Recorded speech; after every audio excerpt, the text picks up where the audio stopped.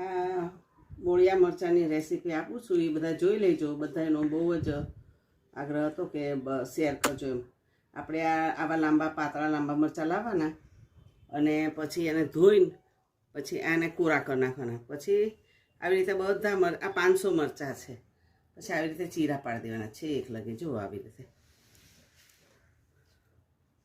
રીતે ચીરા પાડી દેવાના અને પછી આવી રીતે હળદર મીઠું ભેગું કરવાનું.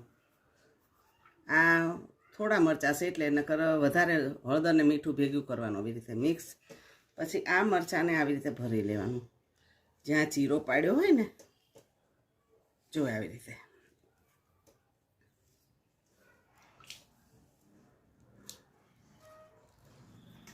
બધા મરચાં આવી રીતે ભરી લેવાના.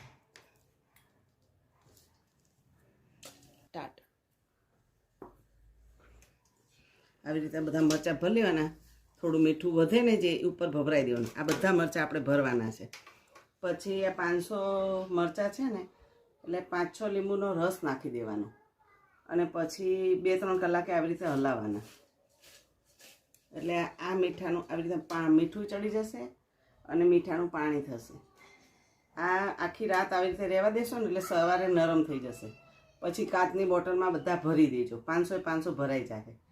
અને પછી થોડુંક તપેલી ધોઈને આટલું જ પાણી નાખી દેવાનું અંદર. અને પછી પ્રમ દિવસથી તમારે ખાવાના આ મારી રેસીપી. પછી આ 2 દિવસ પડ્યા રહે ને બોટલમાં એટલે પછી આપણા મરચાં તૈયાર. એટલે આપણે પછી એને ખાઈ શકીએ. મસ્ત ખાટા મીઠા થઈ જાય. લીંબુનો રસ નાખીએ ને, લીંબુનો રસ નાખશો ને ત્યાં જ મસ્ત સુગંધ આવશે. એમ થાય ખાવા જ મળીએ. હલો, જય સ્વામિનારાયણ, જય શ્રી કૃષ્ણ, જય માતાજી. આજે અમારે 3 કિલો મુખવાસનો ઓર્ડર આવ્યો છે. એટલે મુખવાસ બનાવીને પેકિંગ કરીએ છીએ. અને કોઈને પણ મુખવાસનો ઓર્ડર દેવો હોય તો દેજો. પાન મુખવાસ બનાવીએ છીએ, અળસીનો અને તલનો અને મિક્સ સીડનો.